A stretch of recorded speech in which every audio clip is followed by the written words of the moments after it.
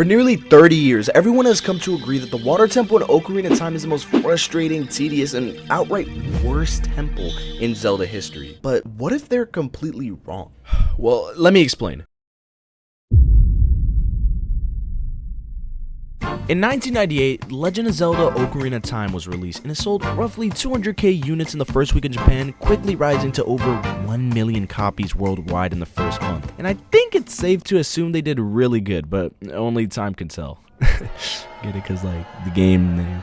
Sorry, guys. All the dungeons were loved by the mass. First 3 as a kid, then the Forest Temple, the Fire Temple, but then the Water Temple.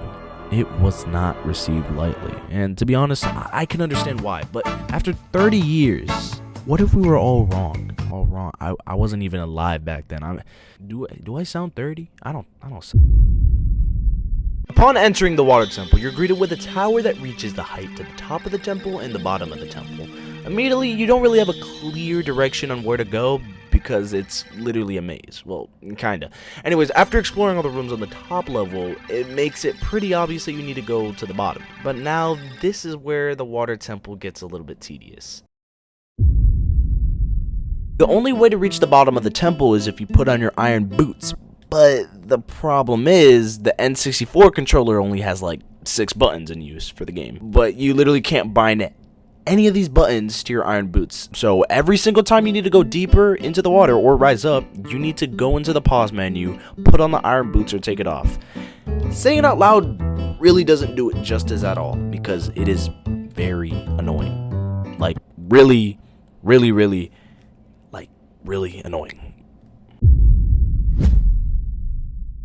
Anyways, if you sink all the way to the bottom of the temple, you will find Princess Ruta, which guides you to the first room that changes the water level.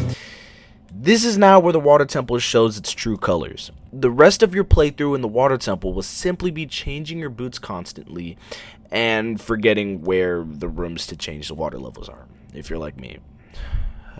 But if you remember where all the rooms are, then the temple is one of the easiest. Now, don't get me wrong, it is very easy to get lost in a temple, that's for sure, but that doesn't really determine the difficulty.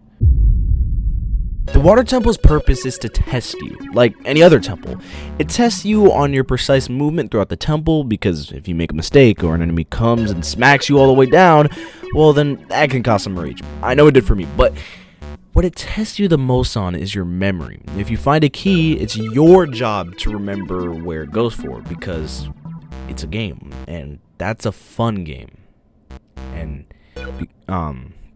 I hope it, trying to make a joke, I'm just gonna keep talking. This game tests your knowledge, it tests your combat skills, your memorization, problem solving, and it's meant to be decently difficult. That's why it's fun. To be honest, if I was tasked with making a revamped version of the Water Temple, sure I could make some tweaks, but I feel like I wouldn't stray too much from the original design. I feel like it would not be so different, because completing those puzzles are supposed to feel rewarding, not given. I think the Water Temple was near perfect for what it was trying to achieve. Everything besides the 2 bosses, they were at, but it does what it needs to do, and that's the point of the temple.